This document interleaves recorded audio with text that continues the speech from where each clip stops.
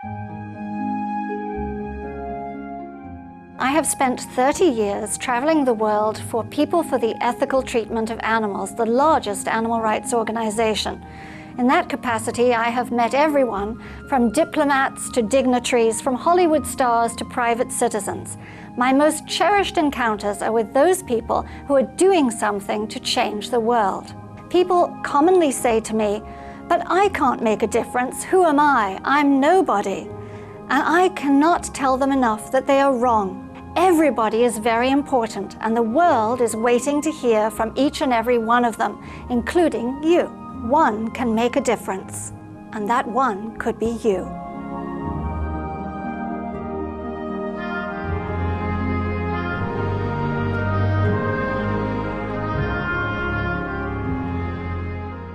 Welcome, caring viewers, to Vegetarian Elite on Supreme Master Television. You have just heard from Ingrid Newkirk, esteemed co-founder and president of People for the Ethical Treatment of Animals, or PETA. We recently had a sit-down chat with this remarkable woman who has unconditionally dedicated the past 3 decades of her life to the sole purpose of progressing animal rights. She has helped to create the largest animal rights organisation in the world, with over 2 million members and growing.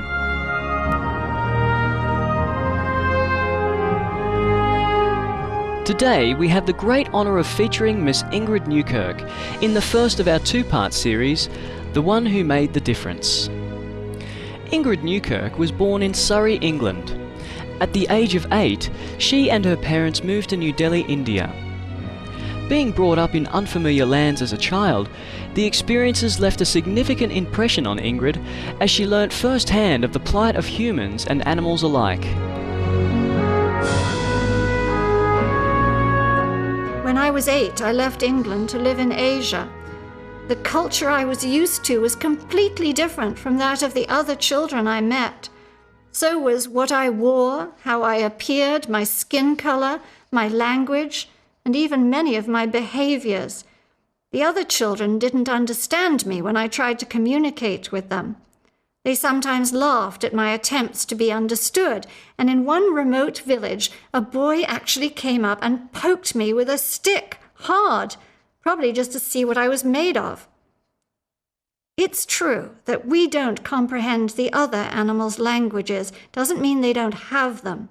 It is true that most humans are ignorant of animal cultures, doesn't mean they don't have them, and that animals' behaviors and needs are quite often misunderstood. So they get poked with a lot of sticks, one way or the other.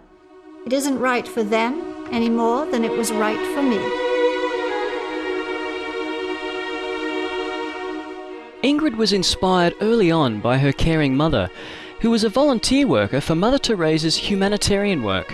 As a child, she would help her mother prepare treatments for the sick, give toys to orphans, and look after stray animals. One of her first experiences of attempting to rescue a mistreated dog was in Delhi at this young age.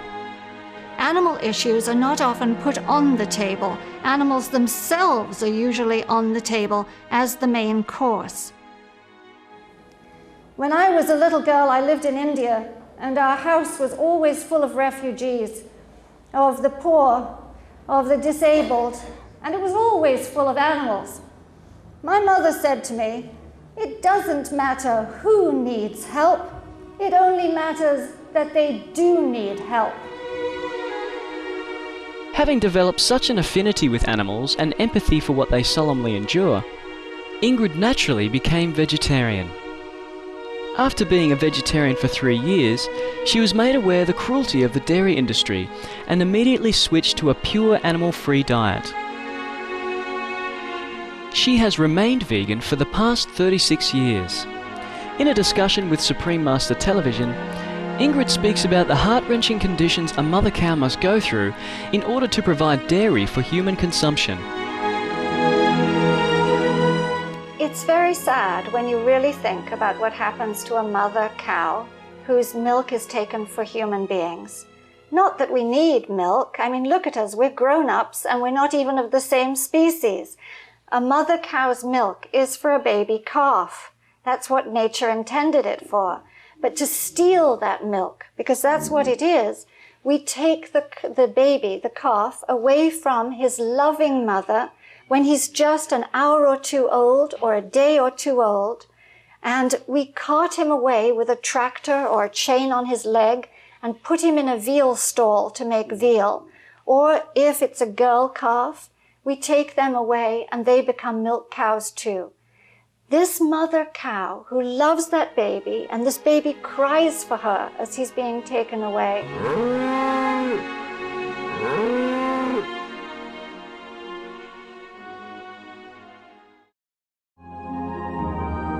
Ingrid reminds that while we might not understand animals because they look and communicate differently, they all can feel and have the instinctual nature to nurture and love their kin, much like us.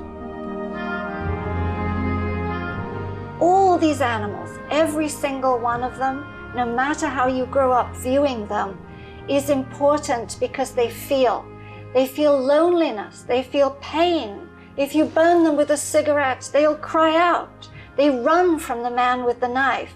They're all good mothers, they're all thoughtful, they all have things they want to do, they all grieve, and they all enjoy their lives. So if we think of one animal as a pet and one animal as dinner, the problem lies with us because we're not opening our hearts, because they're individuals all like us, all who want to live, and none of them should be dinner.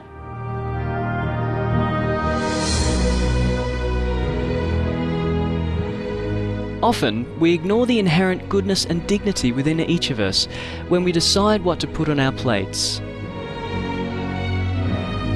When I'm asked, why are you a vegetarian? It's like asking me after all these years, why don't you kill people? Most of us don't crave flesh, even if we think we do. Humans don't get hungry looking at a live chicken. Our meat has to be disguised so that we don't feel disgust, because we still retain, and we should make sure that we do, our sensitivity to what Tolstoy called the casual horror of the slaughterhouse.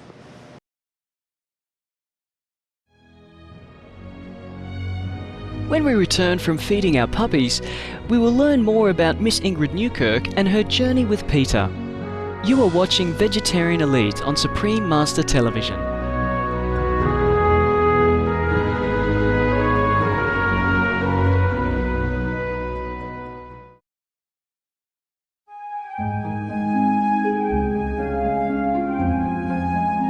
Welcome back to Vegetarian Elite and our special feature this week on PETA President and co-founder Ingrid Newkirk, the one who made the difference. Although always having had a caring thought for animals, interestingly, this was not always the path Ingrid had seen herself taking. At the age of 21, she was studying to become a stockbroker. By this time, she had moved to the United States and was living in Washington, D.C. An experience there, however, ultimately altered her life's direction. While taking some abandoned kittens to an animal shelter, she discovered the horrific reality that they were being euthanized instead of being placed in loving homes. This life-changing realization led to one of Ingrid's first roles working on behalf of our animal co-inhabitants. Animals can't speak up for themselves, so they need us, those in power, to do the work for them. And that sometimes does mean that when someone is committing an atrocity to an animal, that you should put yourself between the animal and that person. Ingrid sought a job at that very same shelter, and before long she became an animal protection officer. By 1976, Ingrid had put in place the first adoption program, investigations department, and animal sterilization program in Washington, D.C. In the beginning of 1980, Ingrid was presented with a book, Animal Liberation, by Australian philosopher and professor of bioethics, Peter Singer. This book echoed the feelings Ingrid had had for a long time and provided her with a surge of inspiration that would eventually change the course of animal advocacy forever. From this momentum, Ingrid formed a group that she now refers to as 5 People in a Basement. This was the birth of PETA in March of 1980. Shortly after, Ingrid got involved with the case of the Silver Spring monkeys, which dealt with animal research experiments that included the torture of monkeys.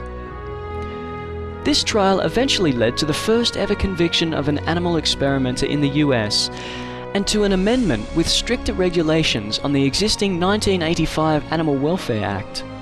This milestone case propelled Ingrid into the public eye, and that small group of concerned individuals soon became an international movement championing animal rights. Animal testing is a case Ingrid still works very hard to see an end to. She gives her advice on how we as consumers can voice our opinions every time we make a purchase. It's very, very important to take responsibility. Ask the companies, do you test? Or look at the label, turn the item over, whether it's a drain cleaner, a hair color, a shaving cream, a floor cleaner. All these things may have been tested by being poured down animals' throats or put in their eyes, and you can imagine the pain. There's no excuse. There are over 600 companies that don't test on animals. They use modern methods. And so who holds the marketplace power? The person with their purse or their wallet going to buy something. So only buy those products that are not tested on animals, and the companies will pay attention. The PETA internet site caringconsumer.com is an informative tool that lists cruelty-free items and companies, enabling consumers to make conscious and ethical choices. Last year, PETA scientists convinced many more universities and hospitals to put an end to the cruel treatment of animals in medical training, with the adoption of several new tests sparing tens of thousands of lives. Also, dissection in the school.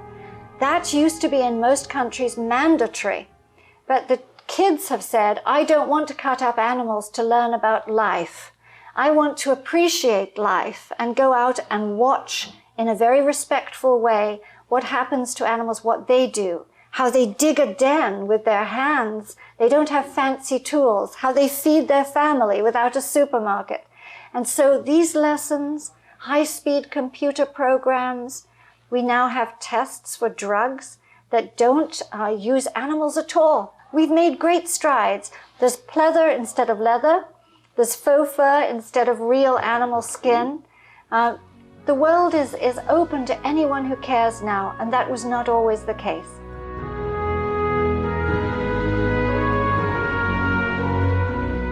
When we truly see how wonderful our co-inhabitants are, it becomes clear why Miss Ingrid Newkirk has unconditionally given her heart to the animals.